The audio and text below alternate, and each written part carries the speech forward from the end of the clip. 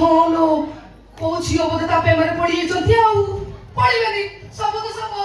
ମୁଁ ଜାଣିଲି ଯଦି ତା ଆଗରେ ମାନେ ବାପୁ ଆଗରେ ଟିକେ ଏପଟ ସେପଟ କରି କହିନଥାନ୍ତେ ତା ନାଁର ତାହେଲେ ସିଏ କଣ ଏମିତି ଫିରିକି ହେଇଥାନ୍ତା ସେ ଦିନକୁ ତୁ ଖାଲି ଡେଉଁଛୁ ମତେ ଦେଖିଲା ବେଳକୁ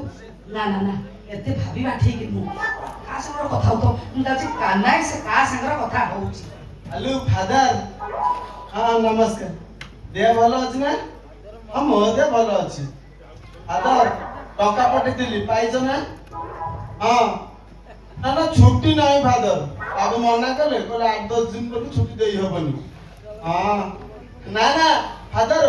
ମୁଁ ତମେ ଗୋଟେ ଖୁସି ଖବର ରଖିଛି ଜାଣିଛ ମୁଁ ନା ତମ ପାଇଁ ଗୋଟେ ବହୁତ ଠିକ କରିଥିଲି ହଁ ବା ସିଏ ବି ରାଜି ଥିଲା ହେଲେ କଣ ହେଲା କେଜାଣି ବାବୁଙ୍କ ଯେ ସେ କଣ କହିଥିଲା ବାବୁ ରାଗି ମୋ ପେ କାଟିଦେଲେ ହଁ ନା ମୁଁ ରଖୁଛି ଫାଦର ଭାରି କଷ୍ଟ ହଉଛି ପଛରେ କଥା ହେବି ଏ କାଟି ଦେଇଛନ୍ତି ଏ ମାନେ ଏ ମୁଣ୍ଡ ନା ମୁଣ୍ଡ ନୁହଁ ଏ ମାନେ ଆଖି ନା ପେ ମିଶୁ ନାହିଁ କାନ କାନ ବି ମିଶୁ ପେ ମାନେ ପେଟ ନା ନା ନା ନା ନା ପେଟ ହେଲେ ତ ଖୋଲିକି କହିଥାନ୍ତା ପେ କାଟିବା କଥା କାହିଁ କହିଲା ଏଟା କଣ ହେଇଥିବ ଇଂରେଜ ବୁଝୁ କିଲୋ ହେଇଲୋ ବାବୁ ବୋଧେ ତାର ସେଇଟାକୁ କାଟି ଦେଇଛନ୍ତି ସେଇଥିପାଇଁ ସେ ଖୋଲିକି କହିପାରିଲାନି ଖାଲି ଖୋଲିକି ପକେଇ ପେ କଟିବା କଥା କହିଲା ହଁ ମନେ ପଇଲା ମୁଁ ବି ନଜର କରିଛି 2-3 ଦିନ ହବ ସେ କାହିଁ ଛୋଟେଇ ଛୋଟେଇ ବୁଲୁଥିଲା ଏ ଭଗବାନ କି କଷ୍ଟ ଆଉ ସହି ହବନି ଆରେ ମୋ ଚଇତାଇ ମୋ ସାଙ୍ଗେ ଲାଗେ ନା ମୋ ଦେହ ଭଲ ନାହିଁ ମୁଁ ଜାଣିପାରୁଛି ତୋ ସାଙ୍ଗରେ ମୁଁ ଲାଗୁନାହିଁ ତୁ କଣ ଖେଳ ନା କାଇଁ ମତେ କହିଲୁ ସତରେ ତ ପେ କଟିଛି କଣ ଧ କଟିଛି ମୋ ମନ ବୁଝୁ ନାହିଁ ତୁ ମତେ ବୁଝେଇ କହ ସତରେ ତ ପେ ପେ ପେ କଟିଛି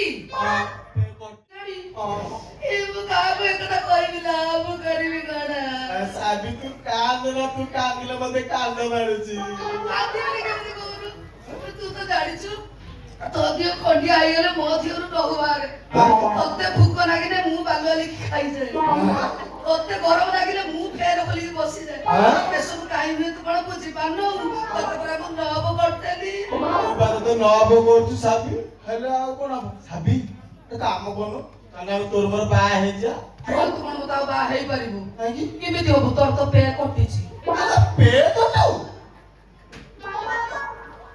କଟିଛି ମୋର ଆଉ ସବୁ ଭଲ ଅଛି ଆଉ ତୋ ଗୋଡ ପେଟ ସବୁ ଭଲ ଅଛି ନାହିଁ ଶୁଣୁ ତ ଖାଇବା ପିଇବା ନାଇବା ତୋର କୋଉଥିରେ ଅସୁବିଧା କରିବୁନି ହେଲା ସେଟା ଆଡଜଷ୍ଟ କରିଦେ ଓ ପେଟା ଅସଲ କଥା ନା ହେଟା କଟିଯାଇଛି ମାନେ କେମିତି ହବ ହେଇପାରିବ ନାହିଁ ଆରେ ତୁ ପେଟା କେତେ କାଇଁ ଗୁରୁତ୍ୱ ଦଉଛୁ ମୁଁ ତୁ କଥା ବୁଝିପାରୁନି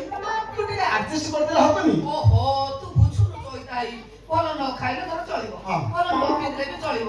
ଆଉ ସବୁ କଥା ଚଳେଇ ଦବୁ ପେଟା ବଡ କଥା ନା ସତୀରେ କେମିତି ଆଡଜଷ୍ଟ କରିବୁ ହେଇପାରିବନି ଆପଣ ବାହା ହେଇକି ତୁ ମତେ ଖାଲି ବାଲୁଆଲି କନେଇ ମୁଁ ତତେ ବାଲୁଆଲି କନେଇ ସାବି ଗୋଟେ କାମ କରୁନୁ ହେଇ ଶୁଣୁ ତୋର ମୋର ବାହାର କଥା ବାବୁ କି ମା ଜାଣିସା ପରେ ପୁଣି ମୋ ପେ ବଢେଇ ଦେବେନି ଚଇତାଇ ପେ ଥରେ କଟିଗଲା ପରେ ପୁଣି ଯୋଡ଼ିକି ବଢିଯିବ ଯିଏ କାଟିଦବ ସିଏ ବଢେଇ ଦବ ଓହୋ ହେଲେ ସେ ତ ପେଟାକୁ କାଟୁଥିଲେ କାହିଁକି এই চলতাহি ମୁଁ ତ କରାନି ଓ ଜାଗାର ସତ ତିରିବାର ସତ କରି କହୁଛି ବାବୁ ତ ପେ କାଟିଲା ବେଳେ ମୁଁ ଯଦି ସେ ଜାଗାରେ ଷ୍ଟାଣ୍ଡିଂ ହେଇକି ଥାନ୍ତି କୁହନ୍ତୁ ପଛେ ସେ ମୋ ବାବୁ ମୁଁ ଧୌଡ଼ିକି ଯାଇକି ରୋଷେଇ ଘରୁ ପନିକି ଆଣିକି ତାଙ୍କ ପେକୁ ଚେକି କରିକି କାଟି ଦେଇଥାନ୍ତି ବାବୁଙ୍କ ପେ କାଟି ଦେଇଥାନ୍ତୁ ହେଲେ ସେତିକି କୁଆକୁ ଖାଇବାକୁ ନେଇକି ଦେଇ ଦେଇଥାନ୍ତି ଏ ମାନେ କଣ ବୁଝି ପେ ମାନେ ସେଇଟା ବୁଝିନି ତ ସାବି ତୁ ପେ ମାନେ କଣ ବୁଝି କହିଲୁ ପେ ମାନେ ଏଇଟା ବୁଝି ଆଉ କଣ ଏଇଟା ମାନେ କୋଉଟା କହୁନୁ ସାବି କହ ବା ନା କେମିତି ଏ ମାନେ ସେ ପେ କଟିଛି ସେଇଟା କୋଉଟା କଟିଛି କହୁନୁ ଖୋଲିକି ଖୋଲି କେମିତି କରିବି ସର ମାରୁଛି ହଁ ମଲା ତତେ ପୁରା ସର ମାରୁଛି ଏମିତି ସରମ ଲତାଟା କହ ବା କଣ ହେଇଛି କଥା କହୁଛ ଭିକିଲି ହେଇକି ଆଉ ତତେ ସର ମାରୁ ନଥିଲା ଆରେ ମତେ କହ ତୁ ପୁଅ ନା ଝିଅ ପୁଅ ତୋ ବାପା ସାଙ୍ଗେ କଥା ହଉଛୁ ତୋ ବାପା ପୁଅ ନା ଝିଅ ପୁଅ ବାସ୍ ତୁ ପୁଅ ପିଲା ତୋ ବାପା ପୁଅ ନୁହଁ ଆଉ ତୁ ତୋ ବାପା ଆଗରେ ଖୋଲି କହିପାରିଲୁନି ବୋଲେ ଖାଲି କହିଲୁ ହ୍ୟାଲୋ ଫାଦର ମୋ ପେ କଟିଛି ଆଉ ମତେ ଝିଅ ପିଲାଟା ସରମ ଲାଗିଲୁନି ଓ ସେଇ କଥା ଆଲୋ ବୋକି ପେ ମାନେ ହଉଛି ମୋ ପେମେଣ୍ଟ ମାନେ ମୋ ଦରମା କାଟିଛ ମଣିଷ ବଞ୍ଚି ଗଲା କଣ ବଞ୍ଚିଗଲା? ଭାବି ଭାବି 6-7 ମାଇଲ ପଳେଇଥିଲି এই ସଇତାଇ ଠାକର ପଛ ରଖିଦେ ତୋର ମୋର ମ୍ୟାରେଜିଂ କରିଦବା না মতে ম্যারেজিং করি তুই না মতে ম্যারেজিং কথা কইবু যদি বাবু কি মা আসি পৌঁছে কইবু বাবু মা চলতাইব